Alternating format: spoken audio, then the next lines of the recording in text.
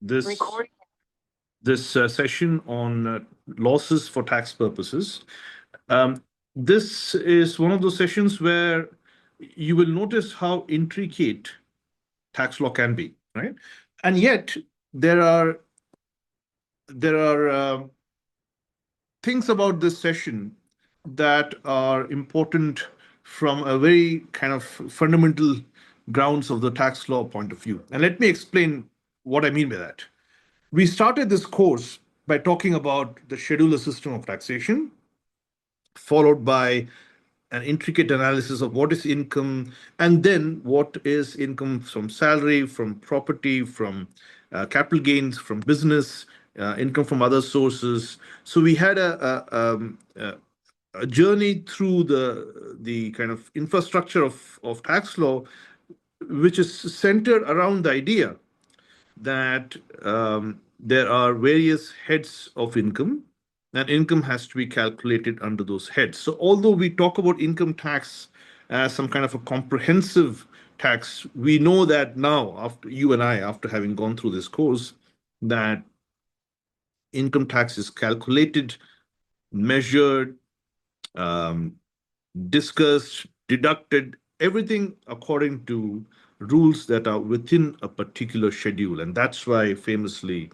the Income Tax Act is called the scheduler system of taxation, right? And this is something that we have all learned, both in terms of an abstract idea, but also in terms of how it is practiced in various parts of the Income Tax Act. Today, we are going to be talking about losses, right? Which and the tax implications of losses. We have covered various other parts and provisions of the Income Tax Act.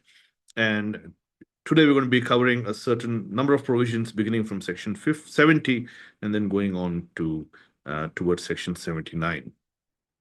And what's important when we do that is that you must remember that this idea about the scheduler system of taxation that we have been talking about is an idea that is prominent or are allowed to reduce our income for income tax purposes. So now let me share my the slides, and then I'm going to ask you to do some. I'm going to ask you to solve a problem for me. But let's first get the basics right, and then I'll ask you to go forward. Yeah, so just give me a second. Before that, as usual, one of you should let me know that you can hear me, you can see me, you can everything's all right, so that I know that I'm getting across to you.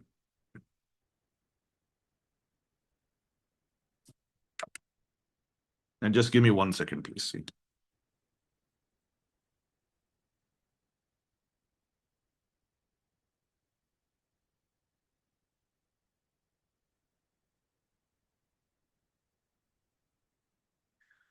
All right, so I'm going to share the slide now. I'm just sharing my screen. And there you are.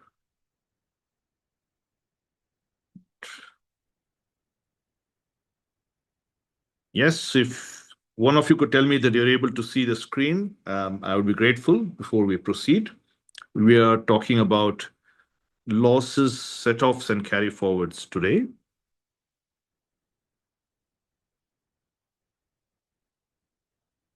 Yes, great. Thank you, Katyani. Yeah.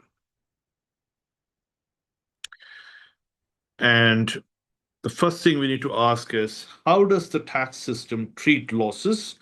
And I would request all of you to go to note 34 of your course materials, where I've given you a schematic discussion of what the tax treatment of losses is. But before you go to note 34, I mean, you can go to note 34 once you hear me. Please understand where we are coming from, right? Know that income for income tax purposes is always measured on a net rather than a gross basis. What that means is that income tax is never on all the revenues or all the money that comes in. It's actually about all the money that comes in minus certain deductions for tax purposes. We have already noticed some of those deductions. For example, in the area of business income, we have noticed that we can deduct revenue expenditure, depreciation, interest payments, etc., and they reduce our income for the purpose of the head income from business. That's not the only way in which income can be reduced. Your income for income tax purposes can also be reduced different from expenditure. Losses are not expenditure. Losses are when in a particular source of income, it could be business income, it could be income from property, it could be capital gains. In a particular source of income, whatever money you earn is less than the money you have spent. So, for example, in the case of, say, income from capital gains, you might have sold property and made some gains, but you also might have sold property and suffered a loss. You bought something for 10 rupees and you ended up selling it for 5 rupees and you suffered a loss. Overall, you might notice that in capital gains, even though you have even though you bought property for, say, 20 rupees, you end up selling it for 10 rupees, thus suffering a 10 rupee loss. This is not an expenditure. This is a loss, right? This loss also is useful for tax purposes. And today's session is interesting because it tells you how these losses can reduce your income for tax purposes. While doing so, the income tax system has set up a very intricate system for ensuring that you can use your losses for tax purposes. It's an extraordinarily intricate system, mainly based on the scheduler system. It baskets income within various schedules and income and losses within various schedules and therefore restricts the way you can use losses within any particular head.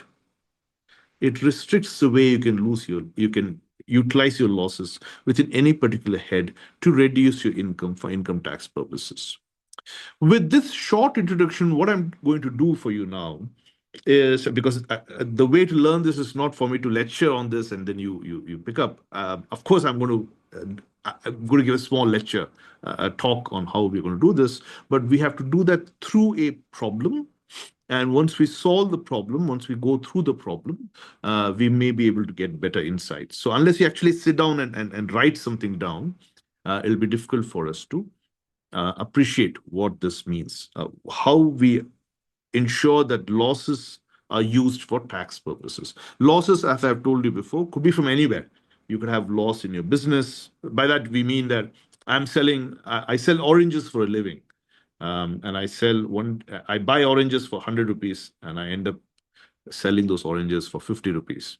So I have a 50 rupees loss because the money that came in is less than the money I spent in this head. What do I do now? I have a 50 rupees loss. Can that 50 rupees loss reduce of course, I have no business income, but can it reduce my business income from other sources? I may have two, three businesses. I may have a business selling oranges. I may have a business selling potatoes. I may have a business selling television sets. And I might have made profits there in those kind of other sources of business. Can this loss in the oranges business reduce my loss, reduce my profits in the other businesses? Similarly, let's say I only have one business. Can I use my business losses to reduce my income from capital gains or income from? Similarly, let us say that I just have one business, I have no income from any other source, and I have a loss in my business.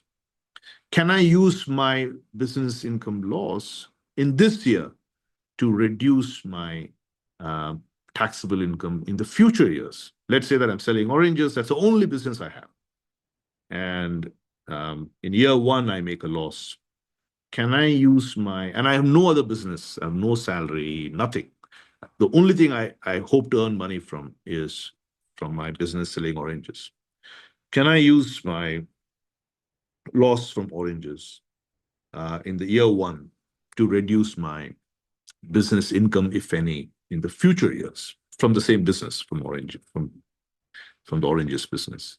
Um, these are these are questions that are important, um, and there are intricate rules about these questions in the act. But the best way to go through it is, of course, we learn the rules, but the best way to do that is by using a problem and trying to solve it through a problem, right? And so what I'm going to do is I'm going to give you a, a fact pattern, a very simple fact pattern, and I'm going to ask you to solve it using, right? And of course, don't worry. I mean, I'm asking you to apply the rules, but when I come back, I'll apply it with you, so we'll have a good sense of where this is going. But you should not Google, do anything right now. Just look at note 34 in your book and in your course materials, and then apply it to the facts that I'm going to give you right now. Note 34 to those section numbers when I when you're solving the problem. Yep. Let's see if the people have any questions so far. I don't think so. Okay, great. So here's the problem. It's on the screen. Um, it's on set off and carry forward of losses under Indian income tax law. And here's the problem. Let us say that you are a person and you got income and losses from these various sources. You may want to take this down. I'm going to keep this on the screen, but actually there are two screens or two slides that have this problem. So this problem is across two slides. So I want you to, I think maybe you should note it down as I'm showing you the slide. Let's say this person has a salary income. This is all year one, salary income of 6 lakhs. He has a loss from house property of 2,50,000. So that's the income from house property, but he has a loss of 2,50,000. He earns business income of 3 lakhs. He has a business loss of 4.5 lakhs, and this business loss is from some other source of business. So here I'm assuming, you can assume that he has an oranges business and a apples business. There are two different kinds of business. Actually, oranges and apples are not a good example because they're all fruits. Let us say he has an oranges business for 3 lakhs, and he has a business selling refrigerators. In the refrigerators business, he has lost money. He's at a loss of 4,50,000. So please note these down, yeah, because I wanted to see. Don't worry about the. I mean, this course is not about numbers. So we are never going to be asking you a question where we are going to be trying to focus on calculations. So don't worry about that. The numbers here are just meant for us to learn together these rules. They make the learning of the rules easier, but you're not going to be assessed on any kind of complicated calculation. That won't happen. This is a law course. It's a tax law course. It's not an accounting course. So we won't do that. But the numbers have been given here for you as a pedagogical tool. We need to make sure that we learn this together well. I'm going to go to the next slide. So I hope you've taken down the numbers that I've given you here and the situation. I want to repeat this. This person we are talking about, the situation is that he earns a salary of 6 lakhs. He has property, but there's a property loss of 2,50,000. Income from the loss of property, the loss from income from property can happen in a variety of ways. The simplest way it can happen is if you've taken a loan to own some property, and that interest payments on that loan exceed the income from the property. Yeah, so maybe you have you are self-occupying the property, so there's no income from the property at all, but you are paying an interest amount, and therefore your expenditure exceeds the income you're getting from that house property. So income from house property can have a loss. And then he has two sources of business income, and he has a profit from one source and a loss from another source. Yeah. Okay, so I'm just checking if everybody has got that and that everybody understands what's going on. And then you have this person has a 1 lakh short-term capital gain. Short-term capital gain is if you have held property. I'm speaking kind of generally speaking, subject to exceptions. You've held property for less than 2 years, and and you have a short-term capital gain because you have sold the property within a short period of time, and then you have a long-term. He has a long-term capital loss, so he has held property for more than 2 years, some other property for more than 2 years, and he has a long-term capital loss from it, not a gain but a loss from there, and he has earned 50K from lottery. Let's assume that he got lucky in some lottery and he earned 50,000 from there. This is his tax profile. And what I want you to do is to see if you can calculate his income after you look overall income for tax purposes after you look at this tax profile, right? This is, I've given you the tax profile, I've given you all this financial details, salary income, house property, business income, business loss, and they've given you this. In addition to that, he has some gain, short-term capital gain under the capital under the head income from capital, and he has got a long-term capital loss, and he's got some money from lottery earnings. Um, with this profile, can you draw to the best of your ability? As I said, don't worry about. I mean, you're not understand how do this idea of losses work. So from this profile that I've given you, can you draw? Um, can you tell me overall for tax purposes? As I told you, income tax is about net income, not gross income. So overall for tax purposes, what would be his income for tax purposes? Yep. So please take this down. I'm just going to go back to the previous slide and keep it there. So in addition to the previous slide, the only point here is that he has capital gain short term of 1 lakhs, long term capital loss of 1.5 lakhs, and he has earned a lottery earnings of 50,000. All of this is happening in 1 year. So we're just assuming all this is happening in 1 year. And I want you to tell me net income for income tax purposes. And when you're doing that, you will have to use note 34, which has been given to you. Use that note to see what answer you can come up with. Yep. I will come back. I'll give you 20 minutes. Just do the calculation yourself. Just look at the note, think about the problem a little bit. Roughly, I'll come back in about 20 minutes and we'll have a discussion. Yeah. Any questions before I leave you to do this? Anything that you want to tell me or talk to me about, or any doubts you have? Um, this is given the material that you want to draw on is in note 34 of your course materials. Is there anything else that you want me to to answer? Please let me know.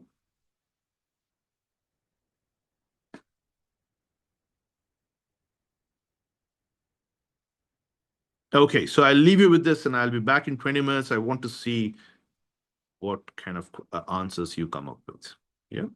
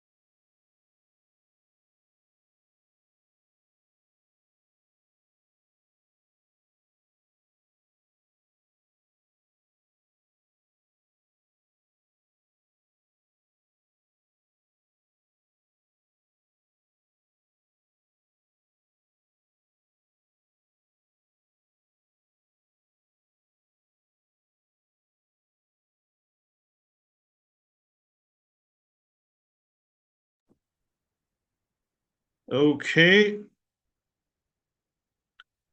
Yes, so I'm back and let's see what people have to say. I'm just going to go through some of the answers. And of course, if and let's see where we are, right? So Rohil has said that salary income will be reduced by the offset um, and will reduce the short-term loss and lottery income will be as it is. Taxable income, therefore, will be 550 and offset for next year income is 300. Interesting. Rohil, some of what you say is correct, and some of what you say will be subject to the scheduler rules that I'm just going to talk about in a second. Um, you have Drishti, who's saying that business loss of can the business loss of 100,000 be set off against short-term capital gain? That's right, but we'll see how it is done. Give me a second, and let's see. So these are the only inputs that I've received so far, I think. Anybody else wants to talk or comment or write anything before I tell you what I'm thinking?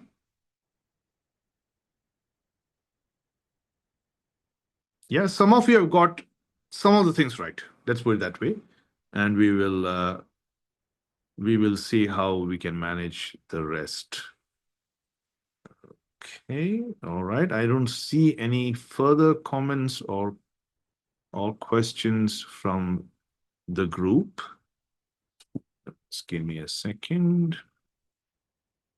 Yes, I don't see any further comments. All right, so let's go back to the the slide, and I'm going to tell you a little bit about this. So we have the first thing we need to understand is, and I said the rules are there in note 34, but let's see how those rules translate into the kind of tax mechanics that we are talking about here.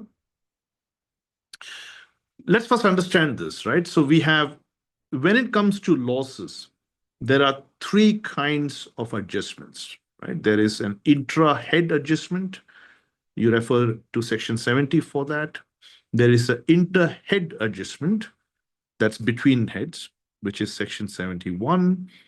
And then there are carry forwards, which are mentioned in 71B, 72, 74. And carry forwards have their own rules, and unadjusted losses can be carried forward for 8 years. So losses can be understood in terms of three adjustments, right? One is the intra-head adjustment, that is within a particular head, if there are different sources of income, then you adjust that. Then you have the inter-head particular head of income, there is some loss, then we'll have to figure out how to adjust that loss against the other income from other heads of income. And then you have, even after that, if under a particular head of income, there is still remains loss, then that loss can be carried forward for up to 8 years. Rules differ slightly for different heads of income, but the general rule is that those losses can be carried forward over the next 8 years, but not for income from other sources. Income from other sources is not possible for, but for income from from heads of income other than income from other sources. Generally, the rule is that you can carry forward for 8 years. Of course, salary it's not possible. So salary and income from other sources. This carry forward rule doesn't apply. The carry forward rule is really important, mainly for income from capital gains and income from business, and to a limited extent, income from house property. Right. So now we go to the next slide. First step, as I said, is the intra-head adjustment, which is section 70, setting of losses within the same head. For business income, there are two different sources here. Textile business, I'm just giving examples. Textile business and electronics business. Um, they can be netted off each other. So if the textile business is 3 lakhs and the electronics business has a loss, textile business has a loss of, has an income, sorry, profit of 3 lakhs, and the electronic um, business has a loss of 450. There's a net, which is 1 lakh 50,000 that's remaining in that income from business. For capital gains, this is where I think I was correcting some of the responses that I received. We have a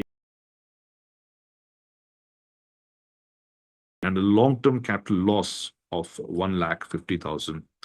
The short-term, the long-term, normally speaking, because they're all within the same head of income, they would be netted normally. But now we have rules in place which say that long-term capital gain cannot be used to long-term capital loss, excuse me, long-term capital loss cannot be used to reduce short-term capital gain, and therefore the short-term carried forward. So important, long-term capital loss cannot be set off against short-term capital gain. Under Section 70, Clause 3, long-term capital gain can only be set off against long-term capital losses can only be set off against long-term capital gains. Step 2, inter-head adjustment. Section 71, setting off losses across different heads. Income from house property, if there is a loss, you can set off a maximum of 200,000 against other income from other heads. But, and this is important, that rule that's also mentioned in note 34 is only for taxpayers under the old tax regime, not under the new tax regime. And let me explain this. Remember that a few years ago, the government came up with 2 different tax regimes for taxpayers. Under the old tax regime, taxpayers have a number of deductions that are available to them, but their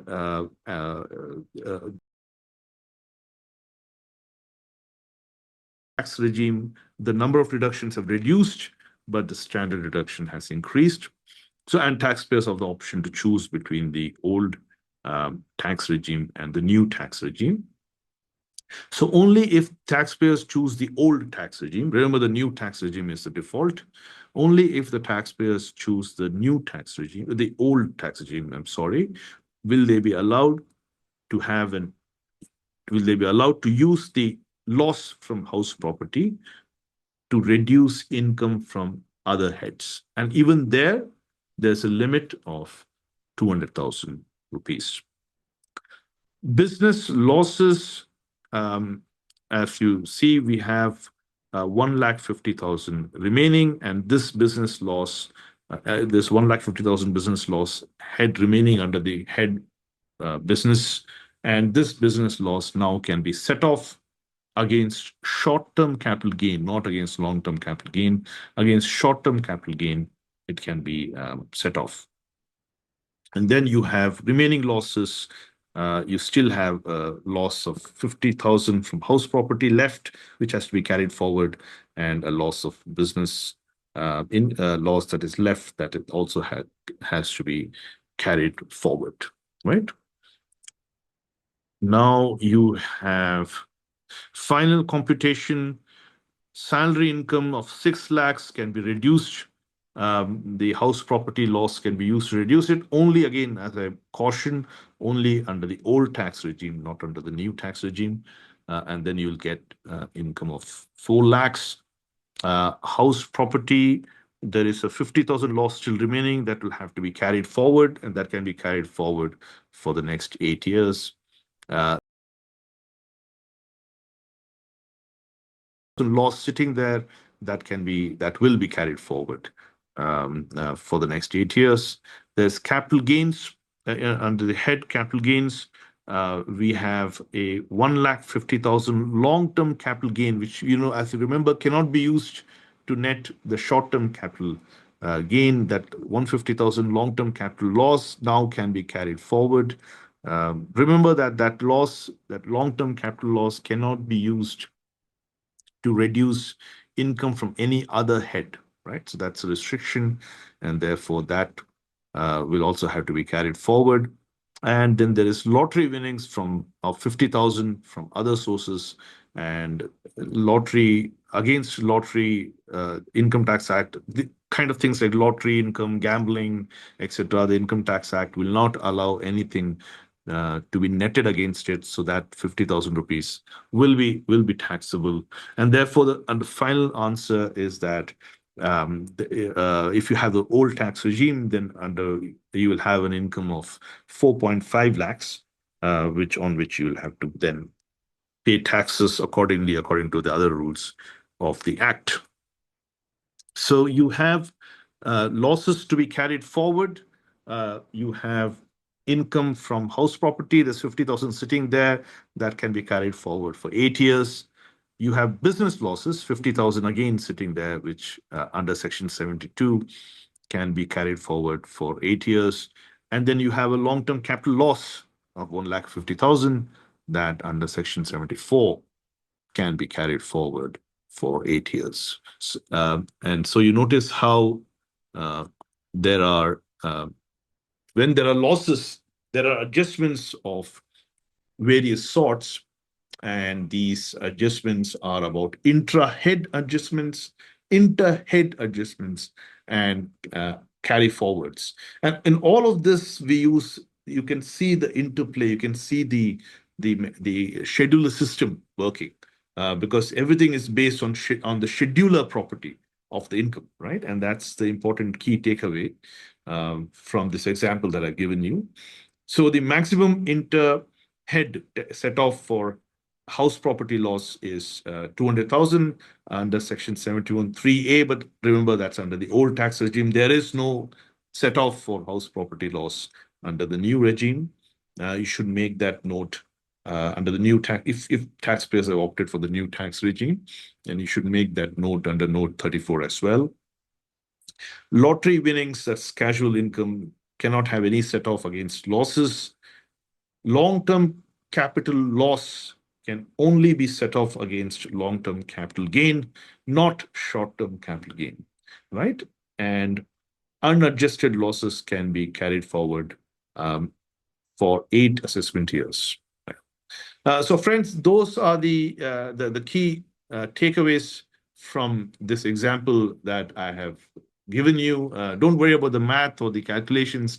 That is meant to give you a flavor of where we are and what we are doing. So that's what it was meant to do.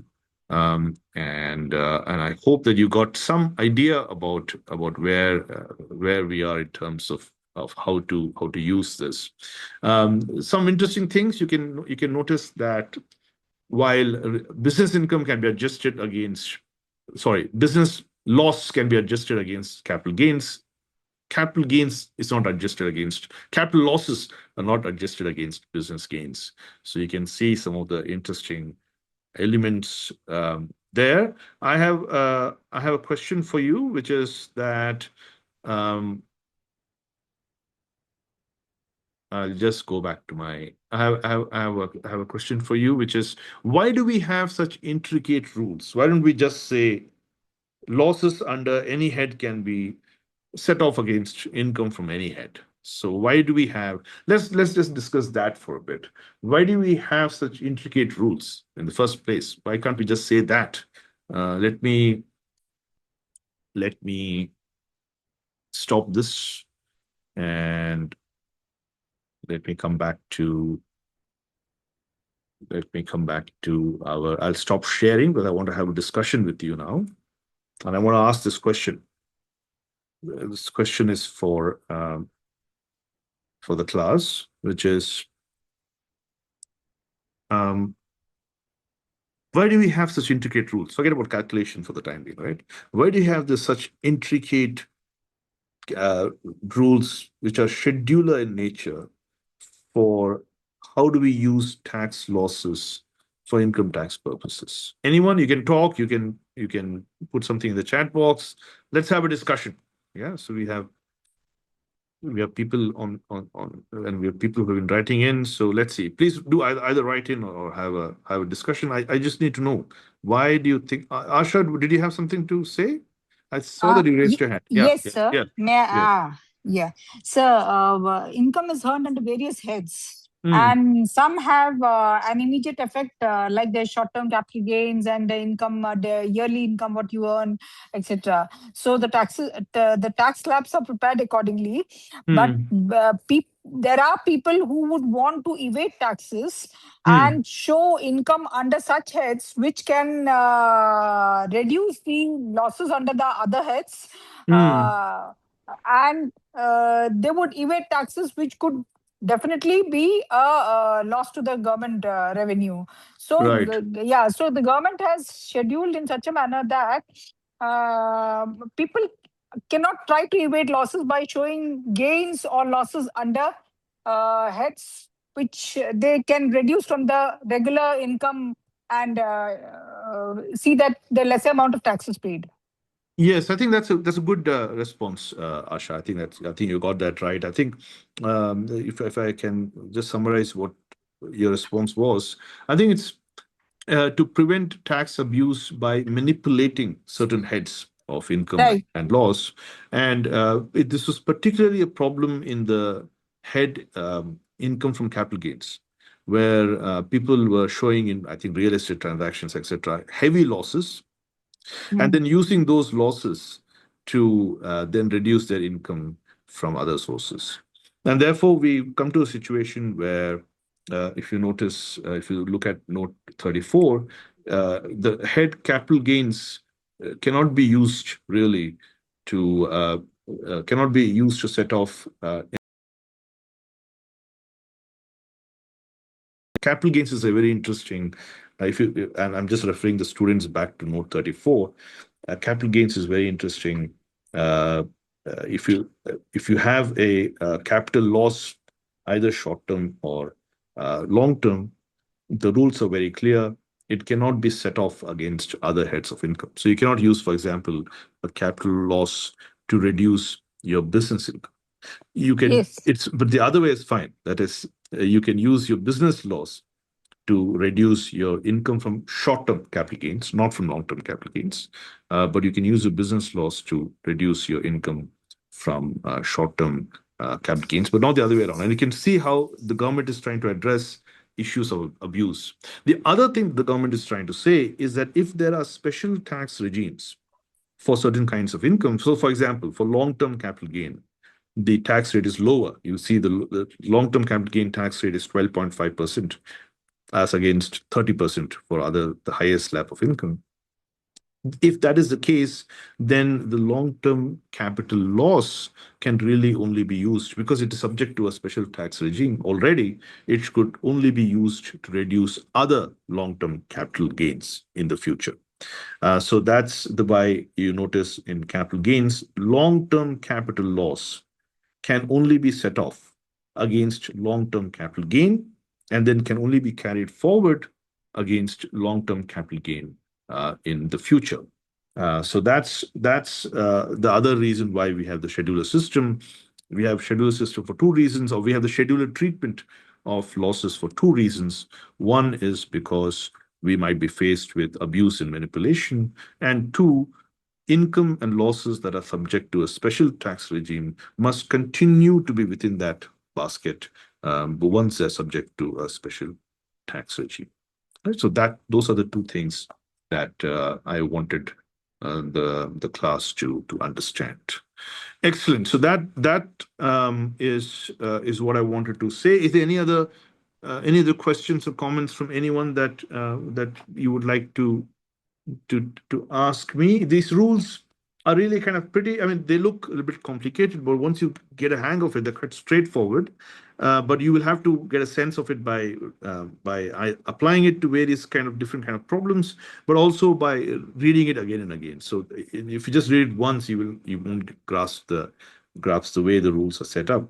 You will have to read them a bit more in detail. But you can do that, of course, when this class is over. But that's something that's important. You must read these rules carefully once again to see how intricate they are. But in the end, you see they follow a certain logic. That is the logic of intra-head deductions, inter-head deductions, and then carry forward. And they're done in sequence. First, there's intra-head. Only when an intra-head does not exhaust losses do you go to interhead, and only when the interhead also does not exhaust losses in a particular schedule that you go to the carry forward in that schedule for the next several years. Right? So that's the rule that we follow in losses, and the reason why we have the complication in the rule is because we want to preserve the scheduler character of this income, and that's why these rules are complicated. Otherwise, you could have a very simple rule, or any loss anywhere can be deducted against income from anywhere, but that's not the way the Income Tax Act works. And then, of course, there are income from various speculative activities, so gambling or betting, where generally losses are not allowed. And for certain income, like income from racing activities, horse racing, income you can only deduct against income. If you have any losses there, you can only deduct losses from races. So again, you have a kind of a basketing of income. It's not allowed to. You can't use your loss from race horses to reduce your income from other sources. So there's a basketing of losses there. So, So I may yes, I ask Anshu. one question, sir? Of course, that's what I'm here for. Yes, sir. Yes, You said that for racing, you can reduce the losses only from racing, income earned from racing, isn't it? that's right. But what about that games of skill? Like if you win some cash or you lose something in that, in some betting or something like that, can you reduce it from the racing? No, no, no, you can't. So the racing income is scheduled within racing only. So only Okay. racing related losses can be reduced from there. Okay, I mean that means that if I put it in a simple manner, that any income which is under this games of skill or games of chance and raising etc. can be reduced. The losses can be reduced only respectively from the respective heads. That's right. But by the way, for generally speaking, for income from gambling, betting, you can't use losses to reduce income. Because they are not. That's right. That's it. But for Uh, racing alone, reduce you can only use racing losses to reduce racing income. okay, sir. So And that that in too, betting and all these are not legitimate, you so can't. they are Yes, not allowed. that's right. That's right. Okay, sir. Uh, Yeah, and that too, we are talking about losses from owning and maintaining race horses. right, right. Yeah, Okay, that so sir. only that. Okay, sir. Thank you. Thank you. Right. So that concludes the first part of our discussion on losses, and I'm going to take a short break of about 10 minutes now. But when we come back, I want to now talk about law. This is very important for anybody interested in commerce. Right? I'm now going to talk. When I come back, we'll talk about losses in mergers and acquisitions. What happens to losses of companies that are involved in corporate restructuring? This is very critical for us because this is an area where there's been a lot of both abuse, tax planning, issues of how to manage, how to give benefits to companies. So losses from mergers is a different area altogether, although it's related to what we've been discussing. And it's an interesting area. And when I come back, I'll discuss that area with you in more detail. We will be back in 10 minutes' time. Take a short break. When we come back, we'll discuss losses from mergers. Thank you.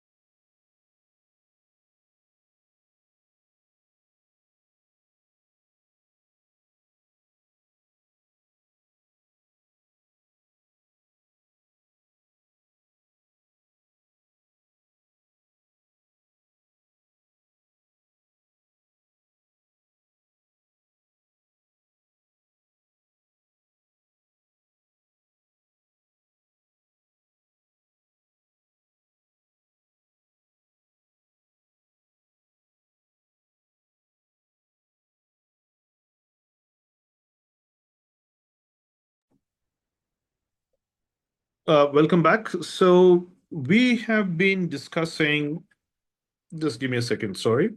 We have been discussing so far the idea that losses can be used to reduce income for income tax purposes. And we said that in doing so, we have several restrictions on the way the losses are used. And those restrictions, all of them have a scheduler basis, right? So, for example, income from capital gains can losses from capital gains cannot be used to reduce income from other sources, other heads. They can only be used for income from within the scheduler head of capital gains. Even within the scheduler head of capital gains, you notice that losses from long-term capital gain cannot be used to reduce income from short-term capital gain, and therefore those losses then have to be carried forward in the same head, within the same head, for the next several years. The right. So you notice there are several intricate rules of this sort in the Income Tax Act. And now in this session, in the latter part of this session, I'm particularly interested in how these kind of losses um, play out in a merger situation. That is, in a situation where one company which has a and what happens to this company's losses after it's merged into other company. Notice that this company has in fact disappeared, right? Because in a merger, uh, at least one of the companies disappears, right? And so what happens to this disappeared company's losses, right? So that's an interesting question for tax purposes. And we will spend whatever remaining time we have in trying to understand better the rules that are relating to mergers. Now, I know that we have done mergers a while ago. Let me just spend a few minutes um, trying to tell you again what mergers and acquisitions are, and how in that context how losses occur. So I'll now share my slides and we'll go into the finer details of losses and mergers. Yeah, so just give me a second, please.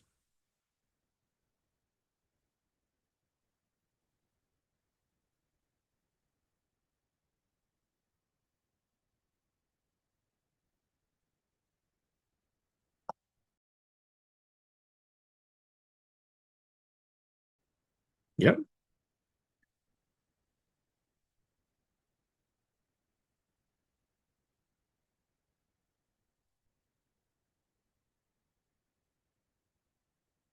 yeah. Right. So mergers, tax implications, um, just to tell you, let's just take a simple example. This is an example that we have already uh, started thinking about when we discuss this. I'm just going to go over that example again. The NCLT sanctioned a scheme of arrangement whereby Symbiotic Private Limited, the amalgamating company, was amalgamated with Arcadia Private Limited, the amalgamated company. Now, under the scheme, all the assets and liabilities of the amalgamating company were transferred to the amalgamated company in consideration of the amalgamated company issuing to the members of the amalgamating company two equity shares of rupees 100 each, credited as fully paid up in the amalgamated company for each equity share held in the amalgamating company. Mr. Gupta, the owner of one share in Symbiotic, received two equity shares of Arcadia. After 1 year, Mr. Gupta sold his shares in Arcadia to Mr. Singh for a certain sum. What are the tax consequences on Mr. Gupta receiving Arcadia shares in the amalgamation? With regard to the Arcadia shares sold by Mr. Gupta, what's the cost of the Arcadia shares in Mr. Gupta's hands? So remember these questions that were asked. This is a problem you must be familiar with. And the questions that we asked at that point of time were to do with capital gain consequences when there is an amalgamation. And you notice that amalgamation itself has been defined in Section 2 of the Income Tax Act. And I'm just opening out the Income Tax Act here with me, and I hope you can open it out at your end, either online or uh, if you have a hard copy, please refer to that. Amalgamation is defined in Section 2, Clause 1B of the Income Tax Act 1961. Amalgamation in relation to companies means the merger of one or more companies with another company, or the merger of two or more companies to form one company, in such a manner that all the property of the amalgamating company or companies immediately before the amalgamation becomes the property of the amalgamated company by virtue of the amalgamation. All the liabilities of the amalgamating company or companies immediately before the amalgamation become the liabilities of the amalgamated company by virtue of the amalgamation. And shareholders holding not less than three-fourths in value of the shares in the amalgamating company. So this is important. Shareholders holding not less than three-fourths um, become shareholders of the amalgamated company by virtue of the amalgamation, right? And so this is the definition of amalgamation. Property, all the property goes off to the other company, and shareholders, three-fourths of the shareholder value is then transferred to the amalgamated company as well. And then you have certain tax consequences that follows. Remember, we did Commission of Income Tax versus Grace Collis, which was concerning the assessment of capital gains tax on shareholders following a company amalgamation. So whether a share exchange in an amalgamation constitutes a transfer under the Income Tax Act of 1961, which impacting capital gains calculations. And the central issue in Grace Collis, I'm just revising it for you so that we're all on the same page, revolved around the interpretation of transfer in Section 45. And the court ultimately reversed the High Court decision, finding that a transfer had taken place. And of course, that transfer would be exempted under the capital gains provisions. And there was, as we noticed, a disagreement with the approach taken in the Vanya Silk Mills case. But I would also ask you to look at the Nilamalai Agro Industries case. Now, it's important, Grace Collins is important not from a losses point of view, but from a capital gains point of view. And I just wanted you to just remember the discussions we have had about transfer and capital gains, etc., for amalgamations, right? And then you had the Commission of Income Tax versus the Gautam Sarabhai Trust, which was actually targeted at the idea that what are tax-free, um, what are tax-free amalgamations, and the question was in the Commission of Income Tax versus Gautam Sarabhai Trust. The question was whether on the facts and in the circumstances of the case, the assessee was entitled to exemption under Section 47, Clause 7 of the Income Tax Act. The case revolved around a company amalgamation where the shareholder of the amalgamated company received both shares and bonds in the amalgamated company.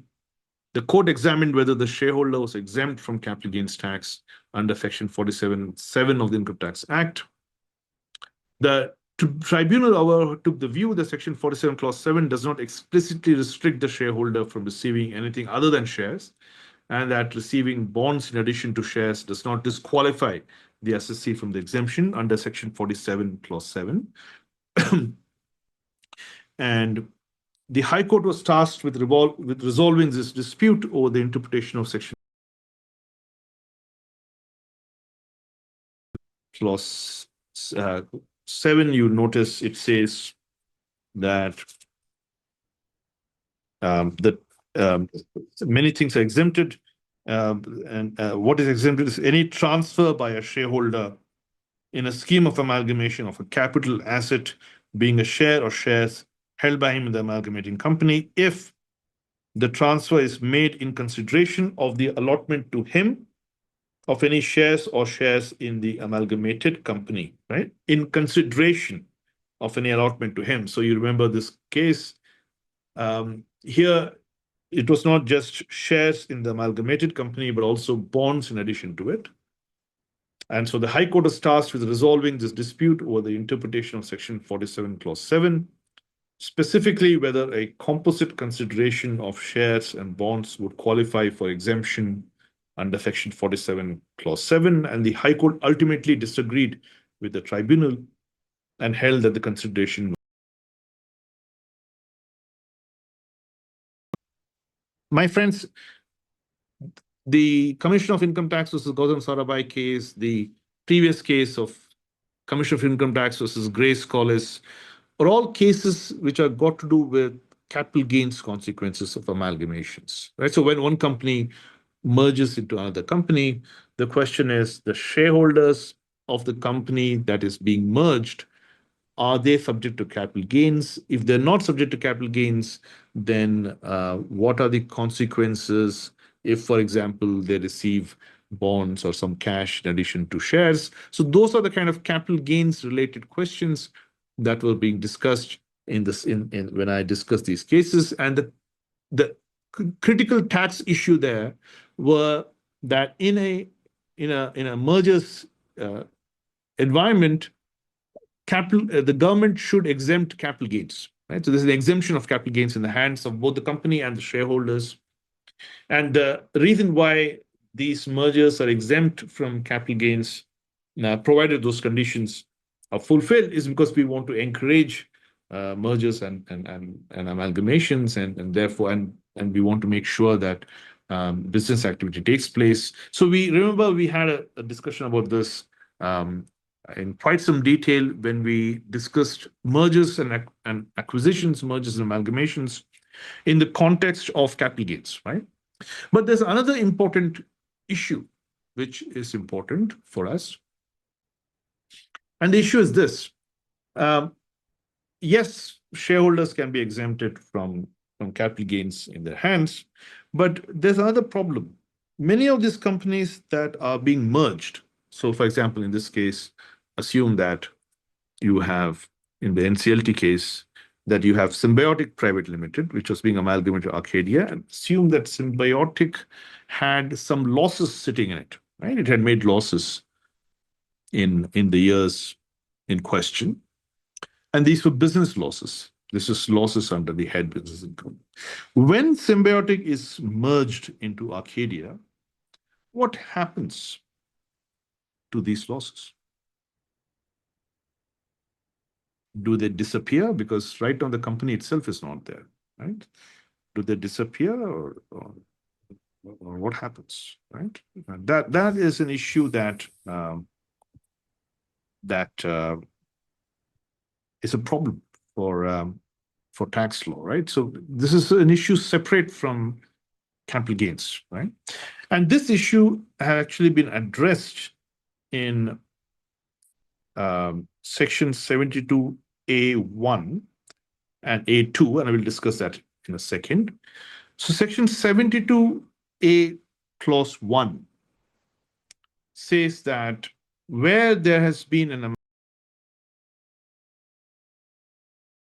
I'm just giving you an excerpt. I've cut out various parts of it which complicate the matter. I'm just giving you a simplified version of what section 72A is. It says where there has been an amalgamation of a company owning an industrial undertaking or a ship or a hotel with another company, then notwithstanding anything contained in any other provision of this act, the accumulated loss and the unabsorbed depreciation of the amalgamated company. Don't worry about the unabsorbed depreciation. That's an accounting concept. We don't have to worry about it now. Let's focus on the accumulated loss. The accumulated loss of the amalgamating company shall be deemed to be the loss, or as the case may be, allowance for unabsorbed depreciation of the amalgamated company for the previous year in which the amalgamation was effected, and the other provisions of this act relating to set off and carry forward of loss and allowance for depreciation shall apply accordingly. So notice how interesting this section is. What this section does is it, by a deeming provision, transfers the accumulated losses in Symbiotic to Arcadia. The accumulated losses in the amalgamating company are deemed now to be the loss of the amalgamated company. And now the amalgamated company, therefore, can use these losses to reduce its income going forward, right? Subject to, of course, all the rules that are there for set-offs and carry forward of loss. So this is an interesting rule. All of you should be aware of it. And you might have, remember that this Section 72 doesn't apply to all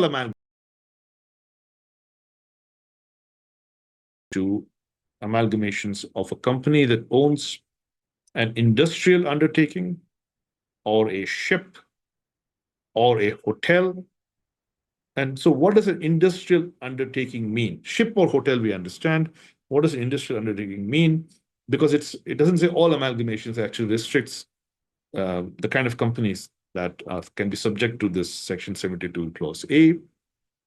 And Section 72 uh, Clause A, Clause 2 actually has a pretty wide definition of uh, what amalgamation, sorry, here, Section 72 Clause A, Clause 7, Clause AA has quite a wide definition of what an amalgamation is.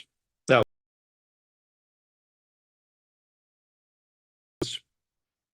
any undertaking which is engaged in the manufacture or processing of goods, the manufacture of computer software, the business of generation or distribution of electricity or any other form of power, the business of providing telecommunication services, whether basic or cellular, including radio paging, domestic satellite service, network of trunking, broadband network, and internet services, or mining, or the construction of ships, aircrafts, or rail systems. So quite a wide definition of what an undertaking is, although there could be things like if you're a person who sells, you're retail, you're a company that owns retail stores that sell clothes, apparel, um, then I'm not sure how that can come under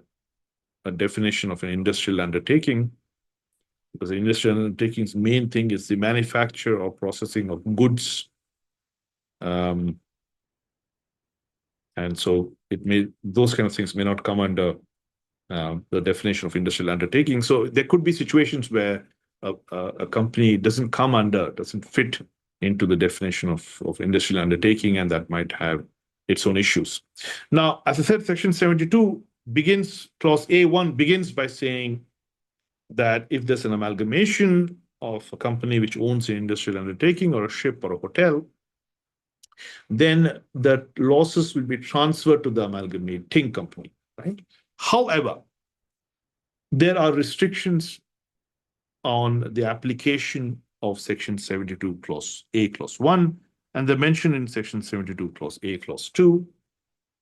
Notwithstanding anything contained in subsection 1, the accumulated loss shall not be set off or carried forward unless A, the amalgamating company has been engaged in the business in which the accumulated loss occurred, or for 3 or more years, I'm ignoring the part on depreciation, the date of the amalgamation, at least 3/4 of the book value of fixed assets held by it 2 years prior to the date of amalgamation. Clause B, the amalgamated company holds continuously for a minimum period of 5 years from the date of amalgamation, at least 3/4 of the book value of the fixed assets of the amalgamating company.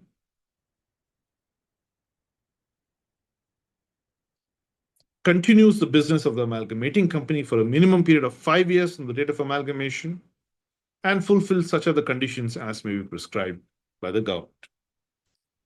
Now, my friends, this is what I want you to do.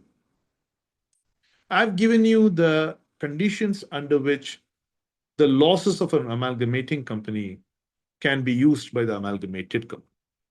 But as you can see here, Section 72A Clause 2 has some restrictions on the conditions under which such losses can be used. I want you to answer a question for me, and I'm going to give you a few minutes to think about it. Here's the question. Why the questions are in two parts, so please note down these two questions for me, and you have to answer both these questions. Why are these conditions there? Why has the Income Tax Act put these conditions? First question. Second question, if these conditions are complied with, will it hamper amalgamations and mergers? So I got two questions for you. Why are these conditions there? The conditions you notice in section 72, clause A, clause 2, 1. Think about it. Think about it. Please apply your mind to it. And second, if these conditions are there, as you can see they're there, will these conditions hamper mergers and amalgamations? These are the two questions I have for you. I'll give you a few minutes, maybe between 7 to 10 minutes. And when we come back, I want an answer from you.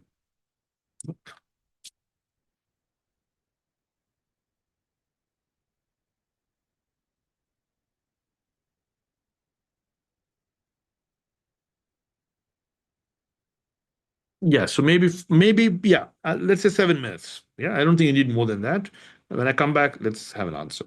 So we should start by about 10:40, 10:42.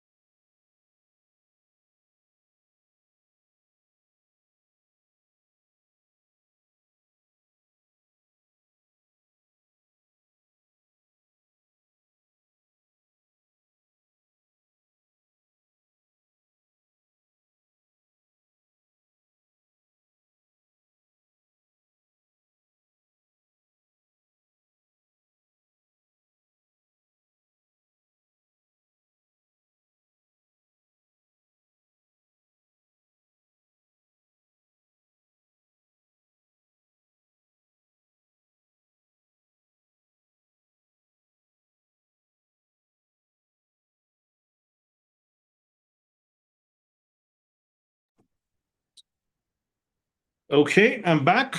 And what do people have to say about this? I'm just stopping the share so we can have a discussion.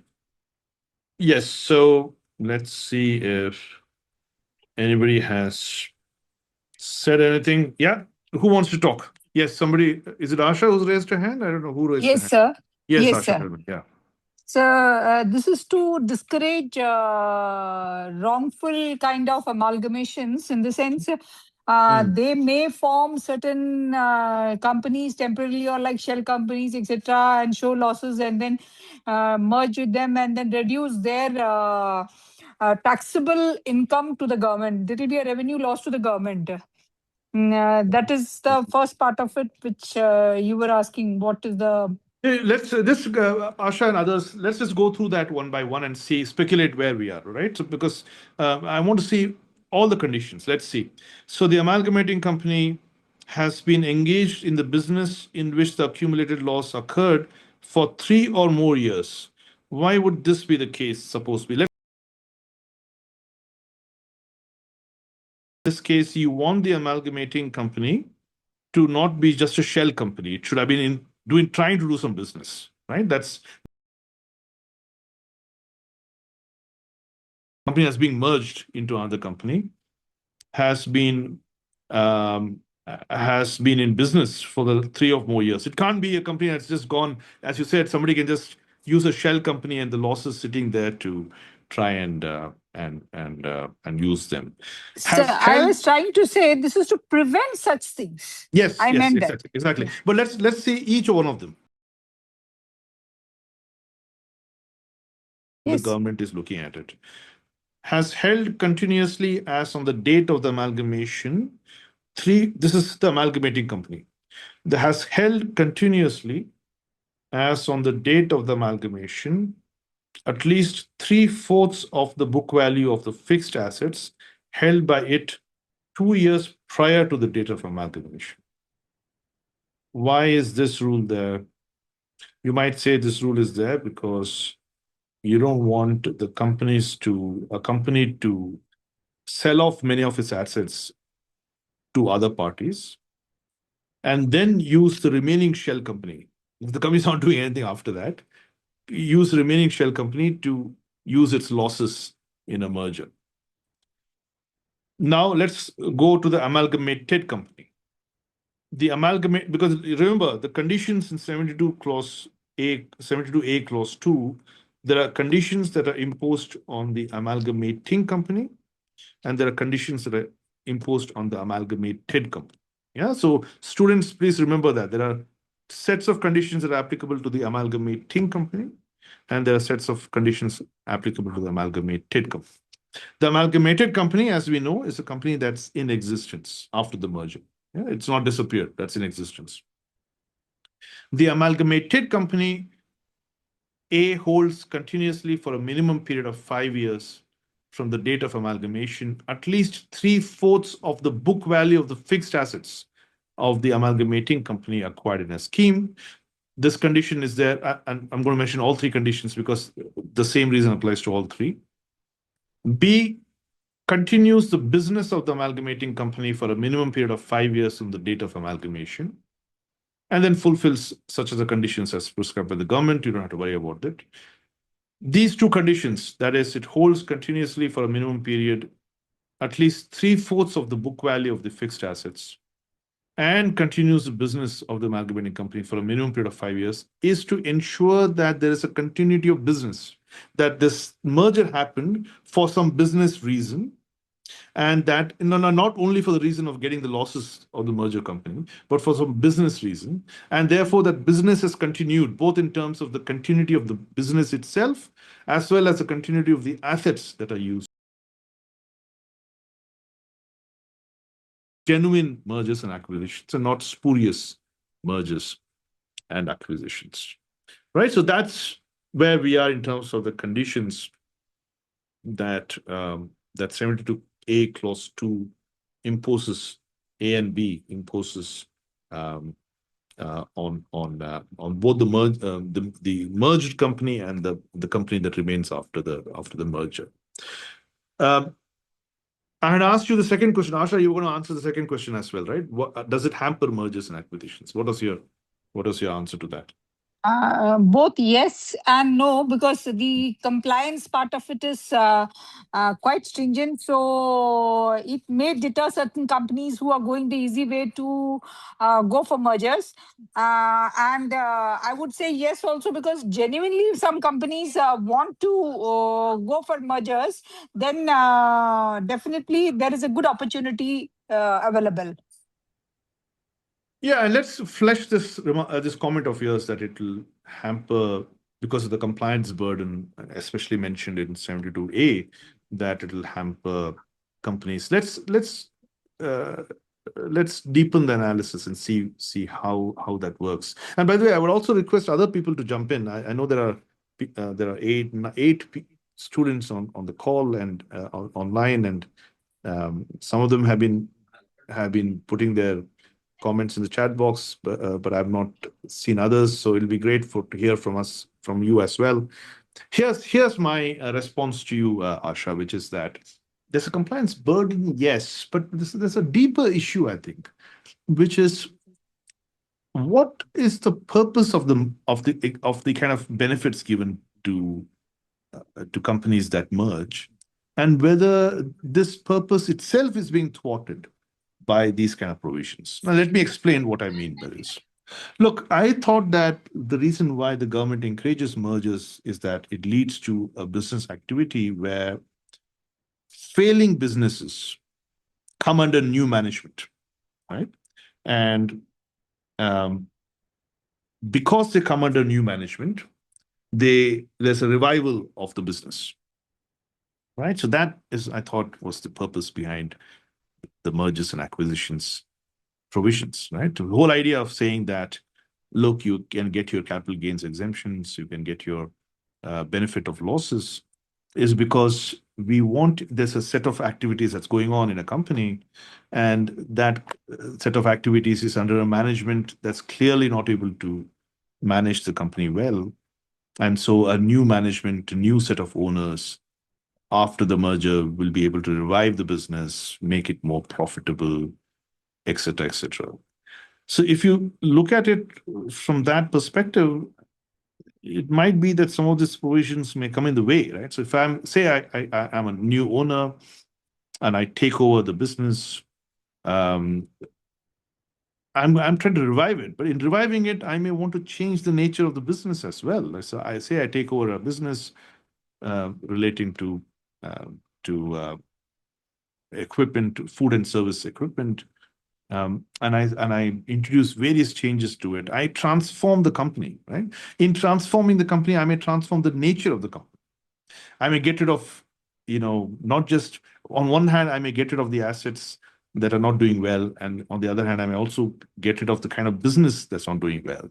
And it could be that these kind of provisions that say that you must hold continuously for a minimum period of 5 years, three-fourths of the book value of the fixed assets of the amalgamating company, right? The assets that you acquired from the amalgamating company.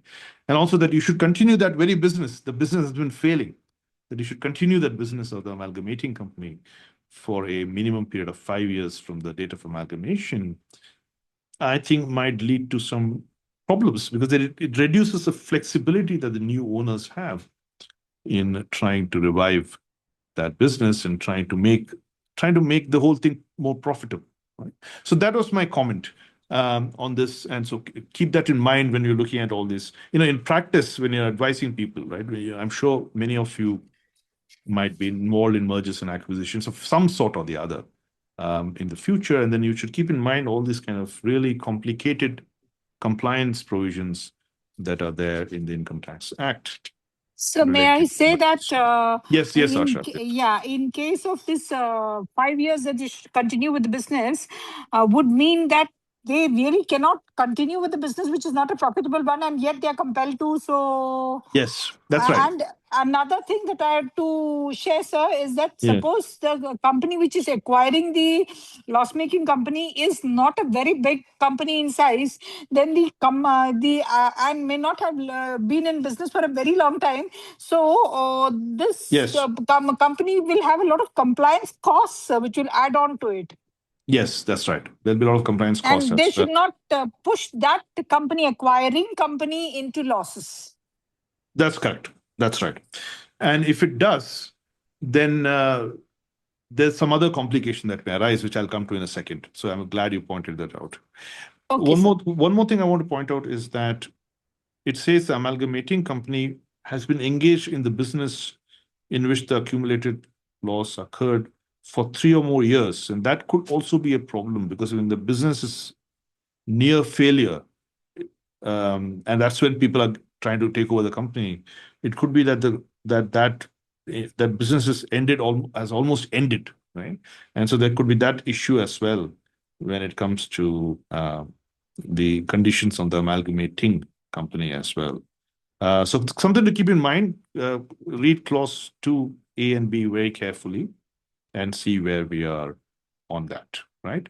Now, I would just want to say one more thing, and this is related to what Asha was saying in terms of losses now, not of the amalgamating company, but the amalgamated company, right? The company that's in existence after the merger. She said that also might go into losses, etc. And I have a point to make about that. I need to share my screen for it. Let me just share my screen quickly.